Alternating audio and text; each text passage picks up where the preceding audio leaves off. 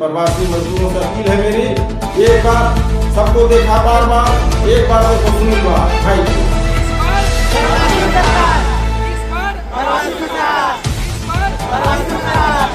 अब प्रवासी मजदूरों को सोचना है कि हम उनके सुख दुख में जब हमारे सुनील जी खड़े होते हैं, अब प्रवासी मजदूरों को सोचना है कि वोट किसको करें। परलोक घर में नहीं जाए, इनको जिताए प्रवासी भाई, चौका और छक्का मार के इनको जिताए और विधानसभा में भेजे।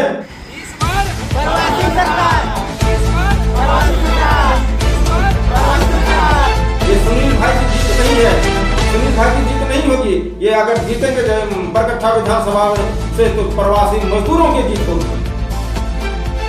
दूसरा, बरकट्ठा विधानसभा में जो लोग बाहर में रह रहे हैं, अगर जो लोग नहीं आ पाएंगे वो अपने घर में फोन करके बताएं कि सुनील भाई को वोट करें, जाएं और सुनील भाई को आगे बढ़े।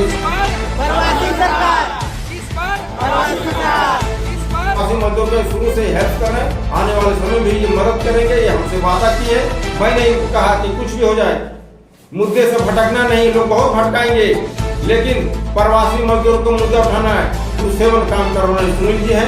इसलिए प्रवासी मजदूरों से मेरी अपील है, एक बार सोचें समझें, किसी की बहकावे में नहीं आए कि फिर कल आपको अगर जरूरत लगे। जब तक हम लोग अपनी समस्याओं को आगे नहीं लाएंगे प्रवासी मजदूर भाई लोग, हम लोग को कोई पूछने वाला नहीं है। हम लोग सबसे पहले जय हिंद आपके माध्यम से जो आपके दर्शक हैं उनको इस लोकतंत्र के त्यौहार में 13 तारीख को मतदान करने के लिए मैं आमंत्रित करता हूँ, स्वागत भी करता हूँ। और मुझे उन लोगों से उम्मीद भी होगा कि इस बार का जो निर्णय होगा वो अच्छे से लेंगे, अच्छा चुनेंगे, सच्चा चुनेंगे। साथ ही साथ अपने घर के बच्चों का चेहरा देख करके मतदान करने जाएंगे और घर से जो बाहर रह रहे हैं प्रवासी भाइयों एवं बहनों, चाहे जो भी अभिभावक होंगे, उनका चेहरा देख करके उनसे एक बार बात करके मतदान करने जाएंगे। हम लोगों का जो तैयारी था वो बहुत पहले से चल रहा था, रुझान तो इसमें कुछ देखना नहीं है, सब कुछ हम लोग का किया हुआ पहले से ही था। और हम लोग बहुत पहले से लगभग जहाँ जहाँ भी प्रवासी भाई लोग रह रहे हैं और तो जो भी मतदाता हैं उन लोग हैं, क्योंकि देखिए इस बार इलेक्शन कमीशन ऑफ इंडिया बहुत कम समय दिया, तो बहुत सारे लोगों के पास हम लोग पहुँच नहीं पाए। तो हम आपके माध्यम से उनको कहना चाहते हैं कि आप निर्णय बढ़िया लीजिए, बाकी सारे काम को जो है सब विधिवत तौर तरीके से जो हमारा घोषणा पत्र में दिया हुआ है उसके अनुसार हम लोग करेंगे। क्या क्या मोटिव है, आप क्षेत्र में जा रहे हैं, लोगों के बारे में आपने क्या क्या सोच के रखा है? देखिए हम लोग 13 घोषणा पत्र को जारी किया है, वो उसमें सब लिखा हुआ है, हमारे सोशल साइट में भी जारी किया है मैंने उसको, और उसके बाद सभी के व्हाट्सएप में भी जा रहा है और जितना भी संभव हो उनके हम लोग कांटेक्ट करके भी हम लोग दे रहे हैं। 13 घोषणा पत्र में कुछ ऐसे 2-3 घोषणाएं बताएं जो जैसे सबसे पहले जो है यहाँ का वो यह विषय ये है कि झारखंड में अगर देखा जाए तो बरकट्ठा से सबसे ज्यादा प्रवासी बाहर रहते हैं। दूसरी बात कि हम प्रवासियों लोगों के लिए तो जो युवा के जो बेरोजगारी बढ़ते जा रही है उसमें हम लोग पहला घोषणा पत्र में रखे हैं कि या तो उद्योग खोल करके, या तो कुटीर उद्योग खोल करके, या तो उनको व्यवसाय से जोड़ करके 5000 युवाओं को स्वरोजगार और स्वावलंबन की स्थिति में उनको आगे बढ़ाएंगे। दूसरा घोषणा पत्र है शैक्षणिक शिक्षा में शिक्षा को बेहतर सुविधा उपलब्ध कराना, तकनीकी शिक्षा की ओर जाना।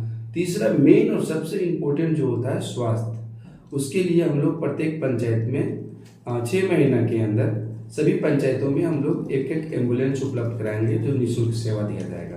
इस तरह से क्रमबद्ध करते करते जनहित के लिए, जन कल्याणकारी के लिए बहुत सारे ऐसे मुद्दाएं हैं जो हम लोग उनको तक देंगे। और सरकारी योजना जो झारखंड में लगभग 32 योजना अभी एक व्यक्ति पे एक्टिव है, उसको साथ समय उनको उपलब्ध कराना, ये सभी चीजों का बहुत अहम रोल रहेगा हम लोगों का। एक तरफ बड़ी बड़ी पार्टियों ने बड़ी बड़ी रैलियां कर दी, यहाँ पर पैसे खर्च कर रहे हैं, भीड़ जमा किया जा रहा है। अगर बातें करें तो लोग आकलन लगा रहे हैं कि जो जिसका जितना ज़्यादा भीड़ होगा उतना ज़्यादा जो है उसको मतदान के दिन वोट मिलेगा। इस पर क्या कहना चाहेंगे? देखिए जनता जागरूक हो चुकी है, अब उनको झूठे प्रलोभन, झूठे वादे से उनको कुछ मिलने वाला है नहीं। और वो भी जो अंतिम व्यक्ति हैं उनको भी ये बात का पता है कि उनके साथ क्या किया जा रहा है। अभी बीते दिन बड़ी बड़ी पार्टियों ने बड़े बड़े सभाएं कराएं, हमारा बरकट्ठा का लगभग करोड़ों करोड़ रुपया खर्च हो चुका है। अब वो पैसा वसूला कहाँ से जाएगा? ये मैं बीते नामांकन के दिन से ही आज तक बोलते जा रहा हूँ और मैं कह रहा हूँ कि कहीं न कहीं आप तक वो पहुँच रहा है, फिर वसूला आप से जाएगा। इसलिए मतलब बुलंद हौसला के साथ सही फैसला लीजिए। ये सभी चीज़ों पे बड़ी बड़ी पार्टियों का आपको प्रभाव पड़ने वाला है नहीं। डिजिटल दुनिया है, डिजिटल के माध्यम से हम लोग सब लोग के पास पहुँच रहे हैं और उनको हम लोग बता रहे हैं, समझा रहे हैं और वो भी इस बात को समझ रहे हैं। मुझे ऐसा भरोसा है कि 13 तारीख को हम लोग बढ़िया निर्णय लेंगे। नामांकन प्रपत्र आपने सबसे पहले खरीदा और नामांकन आपने सबसे बाद कराया, इसका क्या खास कारण रहा? देखिए, ये तो मैं आपको पहले भी बताया था कि नामांकन पत्र हम लोग सबसे पहले करते थे कि लोकतंत्र का त्यौहार था। ये हम लोग का तैयारी लगभग बहुत पहले से चल रहा था, कई वर्षों से चल रहा था कि इसका हम लोग करेंगे। इसलिए कि प्रवासी भाइयों का तो मैं दर्द अपने नज़दीक से देखा हूँ। सर के साथ में जुड़ करके, सर से जब मैं जुड़ा 2018 में मैंने सर के साथ में जुड़ा और 2018 के बाद से अभी तक मैंने बहुत कुछ देखा हूँ, सीखा हूँ अपने जीवन काल में। जो सर ने हमें अपने एक छोटा भाई के रूप में हमको समझाने का प्रयास करते हैं, बताने का प्रयास करते हैं और साथ ही साथ अपने जीवन का सबसे अहम जो मुद्दा होता है, मानवीय निगम जो संवेदना होता है, वो हमको बताए हैं, जो मैं सर से सीखा हूँ। तो अपना भी थोड़ा सा समय काट करके जन कल्याण के लिए अपना समय कैसे देते हैं, ये मैंने सर से सीखा है। तो सर ने हमें बताया और सर के साथ जुड़ करके प्रवासी हितों के लिए जब मैंने काम करना सीखा और अभी तक हम लोग काम करते आ रहे हैं और नज़दीक में भी हम लोग ये देखिएगा कि हम लोग भी आगे चल करके काम करते रहेंगे। बात रह गई नामांकन की बात। तो नामांकन में हम लोग सबसे पहले नामांकन का पर्चा खरीदा था। सबसे अंतिम दिन जो गाइडलाइन था उसके अनुरूप हम लोग सबसे अंतिम दिन में नामांकन कराया था। उसका खास कारण ये था कि जितने भी प्रतिनिधि नामांकन करा रहे हैं उसका एक आकलन कर सके, सभी जनता को बता सके कि आपका नामांकन में ही सिर्फ इतना करोड़ों करोड़ रुपया खर्च किया जा रहा है, जबकि नॉर्मल एक कंडीशन है कि अगर कोई राष्ट्रीय पार्टी से होते हैं तो उनका एक प्रस्ताव और अगर कोई निर्दलीय से होते हैं तो उनका 10 प्रस्ताव होते हैं। तो इतना तामझाम क्यों? तो लोकतंत्र का त्यौहार है, सभी लोग अपना काम छोड़ के चले जाते हैं, उनका भी अर्थव्यवस्था गड़बड़ा जाता है। लोग एक अपना भीड़ को प्रदर्शित करते हैं और लोगों को ऐसा लगता है कि ये जो भीड़ है वो मेरा ही है। हम लोग प्रत्येक दिन देखते थे कि जो भीड़ इधर है वो भीड़ उधर भी है और जो वही भीड़ उधर है, लेकिन बाद में पता चलेगा सब हमारे साथ है। बरकट्ठा विधानसभा में पिछले कई वर्षों से बड़ी बड़ी पार्टियों का अपना दबदबा रहा। वंशानुगत अपने अपने वंश को आगे बढ़ाते रहे पार्टियां ने जो है सो यहाँ से वैसे लोगों को टिकट दिया जो उसी परिवार से जुड़े थे, जो पहले से यहाँ से विधायक रह चुके थे। इस क्रम में यहाँ पर पूंजीपति भी हैं, आपके साथ करीब 20 और उम्मीदवार हैं, 19। तो क्या तैयारियों को लेकर क्या चल रहा है? देखिए, उन लोगों से मेरा कोई मतलब टक्कर नहीं है और उन लोगों से मेरा कोई ये नहीं है। हम लोग अपना बहुत पहले से काम कर रहे थे और विधिवत तौर तरीके से हम लोग चुनाव जीत भी रहे हैं। मेरे टक्कर के लायक यहाँ पे है ही नहीं। अगर उन्होंने किसी तरह से दूसरे रंग रूप से, जिस तरह से अभी हमारे कुछ कार्यकर्ताओं को छोड़ने का भी काम करने लगे लोग, अपना विधि व्यवस्था झूठा प्रलोभन दे करके। क्या कारण रहा है? झूठा प्रलोभन, वादे, बाकी बात विधि व्यवस्था जो होता है वो आपने किए होंगे। वो अगला बात ये है कि हम लोग जो है आगे चल करके जो भी काम कर रहे हैं वो एक हित के लिए काम कर रहे हैं, ना कि हम प्रलोभन दे रहे हैं। वास्तविक तौर पे डिपार्टमेंट के साथ रह करके और एक एनजीओ में काम करके डिपार्टमेंट को मैंने स्टडी किया है। 12 साल एक बहुत बड़ा वक्त होता है। कितनी जन कल्याणकारी योजना है उनको बहुत आसानी तरीके से दिया जा सकता है, लेकिन ये उनको गोल गोल घुमाते हैं। उनसे हमारा टक्कर नहीं है। मैं काम करूँगा, काम करने के लिए आया हूँ। अगर वो सही से काम करते तो उनको इतना तनाव नहीं होता। आज देखिए, पूरा किसी भी प्रतिनिधि के चेहरे पे आपको खुशी नज़र नहीं आएगा। हम लोग एक प्रस्ताव दिए, ऑफर दिए, सारा कुछ बताएं। निर्णय तो उनके हाथ में है कि अगर वो प्रलोभन के बीच में आते हैं फिर 5 साल उनके परिणाम।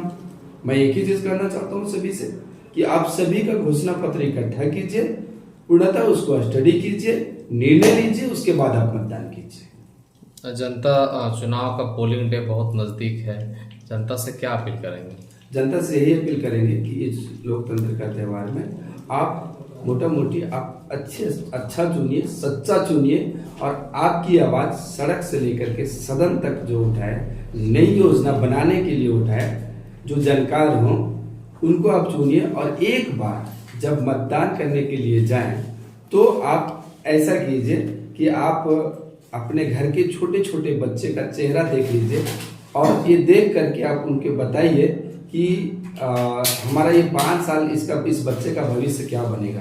प्रवासी भाइयों जो हैं, जिनके घर के गार्जियन बाहर में कमाते हैं, उनसे एक बार फोन करके पूछ लीजिए, उसके बाद मतदान करने जाइए। सुनील कुमार जो है चुनावी मैदान में है। अब बातें अगर करें तो बरगट्ठा विधानसभा में अपना एक अलग इन्होंने चेहरा बनाया है, छवि बनाया है। जनता के बीच जा रहे हैं, एक अलग प्रकार का माहौल है, रुझान इनके प्रति साफ साफ झलक रहा है। इस पर क्या कहना चाहेंगे आप? जोहार, आदाब, नमस्कार। झारखंड के सभी मतदाताओं से मेरा अपील है कि पहले वोट डालें, फिर जलपान करें। दूसरी बात, आज जितने भी पार्टी हैं, जितने भी पॉलिटिकल पार्टी हैं, प्रवासी मजदूरों का दर्द किसी ने देखा नहीं है। कैसे बम्बई, दिल्ली, कलकत्ता, मद्रास में 10 बाय 10 के रूम में 8 आदमी 10 आदमी रहते हैं। उसका जो मुद्दा उठाता है, जो उनके लिए हेल्प करने आता है, उनको वोट करें। मेरा उन लोगों से अपील है कि एक बार हमारी माताएं बहनें, जिनके भाई हस्बैंड जो बाहर में रह रहे हैं, कितने तकलीफ से बाहर में रहते हैं और काम करते हैं, इलेक्शन आता है उस समय लोग याद करता है, लेकिन कोई भी बड़े बड़े रैली हो रही है यहाँ पे, लेकिन कोई भी प्रवासी मजदूरों का मुद्दा कोई नहीं उठा रहा है। आए दिन घटना घट रहा है, लेकिन कोई नहीं, हर एक दूसरे से करते हैं। लेकिन प्रवासी मजदूरों का एक बहुत बड़ा इशू है, उसको उठाना चाहिए लोगों को। उसके लेकर के हम लोग कार्यरत हैं और इसीलिए सुनील भाई बम्बई भी जा रहे हैं, दिल्ली भी जा रहे हैं, हर जगह प्रवासियों को समझ रहे हैं। तो हमारी माताओं बहनों से अपील है कि प्रवासी मजदूरों को याद करते हुए लोग वोट करें कि आपके जो भाई बहन या जो भी बाहर में रहने वाले हैं, काम करने वाले, उनके साथ जो समस्या होती है, घटना घटता है, तो आपके दरवाजे में कौन आता है सबसे पहले मदद करने के लिए? वैसे लोगों को वोट करें। और आने वाले समय में ये बहुत बड़ा इश्यू बनेगा। इसके बारे में कोई नहीं बता रहा है क्या प्रवासी मजदूरों के बेनिफिट है, कितने लोगों को क्या मिलना चाहिए, नहीं मिलना, कोई नहीं बताता इसके बारे में। हम लोग लगातार इसके बारे में बात करें कि प्रवासी मजदूर आए दिन घटना घट रहा है। सब कुछ झारखंड में रहने के बाद भी पलायन हो रहा है। पलायन कोई भी सरकार आए रोक नहीं सकता, लेकिन कंट्रोल जरूर किया जा सकता है। लेकिन आज तक उस प्रवासी मजदूरों को बेहतर रोजगार के लिए, बेहतर उनके बच्चों के शिक्षा के लिए आज प्रवासी मजदूरों को बेटा कितने ऑफिसर बने हैं, उनके लिए कोई साधन नहीं। प्रवासी मजदूरों का भी बेटा को हक है, अधिकार है कि अच्छा शिक्षा मिले, अच्छा स्वास्थ्य उनको मिले, रोजगार मिले। अगर यहाँ रोजगार हम लोग को मिलेगा तो हमारे लोग बाहर क्यों जाएंगे? लेकिन इसके बारे में कोई मुद्दा नहीं उठाता है। आए दिन घटना घटते रहता है, कहीं भी कुछ हो। मेरे पास 2 बजे रात, 1 बजे रात, 3 बजे रात फोन आता है, उठाते हैं। हम बोलते हैं कि भाई अपने सांसद महोदय, विधायक महोदय से संपर्क करें। लोग बोलता है कि हम लोग फोन करते हैं, हम लोग को फोन में नहीं उठाता है।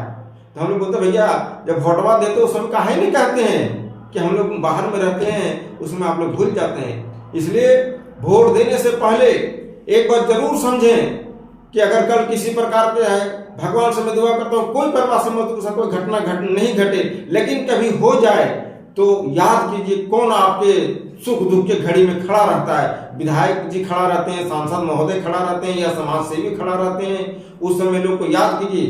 आज करोड़ों करोड़ लोग इलेक्शन में खर्चा कर रहा है, लेकिन यही बरकट्ठा विधानसभा और पूरे झारखंड विधानसभा की मैं बात कर रहा हूँ, उनके यहाँ जाके 500 रुपया कोई नहीं मदद करता है। जिनके यहाँ मृत्यु होती है वहां पे उस समय हमारे समाज सेवी लोग जाते हैं, और खास करके सुनील भाई जाते हैं। आप लोगों को जितना होता है तन मन धन से लोगों को मदद करते हैं, फोन करते हैं। इसलिए एक बार प्रवासी मजदूरों को सोच समझ के वोट करना चाहिए। इसलिए मैंने कहा है अब की बार प्रवासी मजदूरों की सरकार। प्रवासी मजदूरों की बात कौन करेगा? बरगट्ठा विधानसभा में इनकी अगुवाई कौन करेगा? प्रवासी मजदूरों की बात जो बरकट्ठा विधानसभा में सुनील जी खड़ा हुए हैं, ये प्रवासी मजदूर को चुनाव लड़ने से पहले बात कर रहे हैं और लोगों की सेवा कर रहे हैं। अब प्रवासी मजदूरों को सोचना है कि हम उनके सुख दुख में जब हमारे सुनील जी खड़े होते हैं, अब प्रवासी मजदूरों को सोचना है कि वोट किसको करें, प्रलोभन में नहीं जाएं कि कल फिर किस होगा, लोग चुनाव जीत के जाएंगे, सदन में जाएंगे, लेकिन कितने लोग प्रवासी मजदूरों का मुद्दा उठाते हैं और उठा रहे हैं। इतने साल से लोग रह रहे हैं यहाँ पे, लेकिन लोग जाते हैं आते हैं, लेकिन 10 बाय 10 के रूम पे सुनील भाई ने जाके देखा है कैसे taxi driver, auto driver, hotel में काम करने वाले मजदूर, कड़िया मिस्त्री काम करने वाले लोग रहते हैं। कोई सांसद या विधायक 10 बाय 10 के रूम में कोई रहा है, उनके दुख दर्द को समझा है कोई?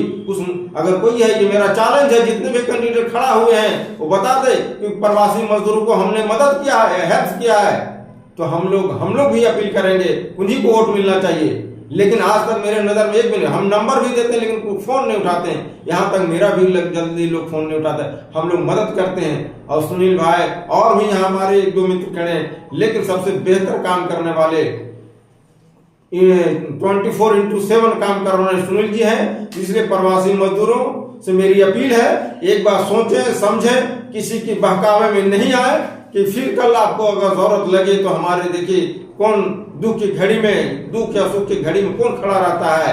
लोग आएंगे जाएंगे, प्रलोभन देंगे, लेकिन कल फिर कोई घटना अगर घट जाए तो कौन काम आता है। इसलिए सुनील भाई को एक बार मौका मिलना चाहिए ताकि प्रवासी मजदूरों को सदन में उनकी समस्याओं को गूंजे और उनकी समस्याओं को झारखंड विधानसभा में लोग उठाए, जो आज तक अभी तक कोई नहीं उठा रहे हैं, उसको उठाना चाहिए। प्रवासी मजदूरों से मेरी अपील है कि 5 साल में एक बार हम लोग के पास मौका आया है, इसलिए इस मौका को चूके नहीं और जहां भी हो प्रवासी मजदूरों पे ही मुद्दा पे बात करे और एजुकेशन, शिक्षा पे बात करे, रोजगार पे बात करे कि हमको क्या मिला, कि कल हमारे प्रवासी मजदूरों को कल दुख तकलीफ हो तो उनको हेल्प हो सके, मदद हो सके, फोन उठा सके, मदद कर सके। यहाँ तक तो फोन ही नहीं उठाते हैं लोग, तो मदद कैसे होगा। इसलिए फिर मैं दोबारा कह रहा हूँ, प्रवासी मजदूरों भाइयों से, बहनों से, जो भी काम कर रहे हैं बाहर में, उन लोग एक बार जरूर अपने घर पे फोन जो उनसे मेरी अपील है कि अगर आपके पास समय है, रोजी रोटी की सवाल है, रोजी रोटी भी देखना है, अगर जो हमारे प्रवासी मजदूर सक्षम है आने के लिए, वो आए और अपने अपने विधानसभा में वोट करें, लेकिन प्रवासी मजदूरों पे वोट करें, मुद्दों पे वोट करें। और दूसरा, बरकट्ठा विधानसभा में जो लोग बाहर में रह रहे हैं, अगर जो लोग नहीं आ पाएंगे वो अपने घर में फोन करके बताएं कि सुनील भाई को वोट करें, जाएं और सुनील भाई को आगे बढ़े। इस बार विधानसभा में लोग भेजे, फिर प्रवासी मजदूर समस्याओं को गूंज उठेगा और सभी सरकार, जो भी सरकार बने, जिनकी भी सरकार बने, प्रवासी मजदूरों के बगैर नहीं बने। इसलिए हम लोग को बहुत बड़ा इशू है प्रवासी मजदूरों का, इसलिए उठाना चाहिए। कोई मजदूर, आज तक कोई भी पार्टी सब नारा लगा रहे हैं, लेकिन प्रवासी मजदूरों को कोई नारा लगाता नहीं, कोई इसके बारे में सोचता है, पूछता है। जब तक हम लोग अपनी समस्याओं को आगे नहीं लाएंगे प्रवासी मजदूर भाई लोग, हम लोग को कोई पूछने वाला नहीं है। हम लोग सबसे बड़े ताकत हैं। आज घर परिवार में पैसा देने वाले, कमाने वाले, आर्थिक भेजने वाले हम ही लोग हैं। हमारा परिवार चलता है तो बाहर रोजगार प्रवासी मजदूरों से चलता है। इसलिए प्रवासी मजदूरों से अपील है मेरी, एक बार सबको देखा, बार बार एक बार देखो सुनील भाई को, क्षेत्र में लोगों को रोजगार मिले। पलायन कोई रोक नहीं सकता है, लेकिन कंट्रोल जरूर किया जा सकता है। रोजगार के बहुत साधन है, पर्यटन के क्षेत्र में है।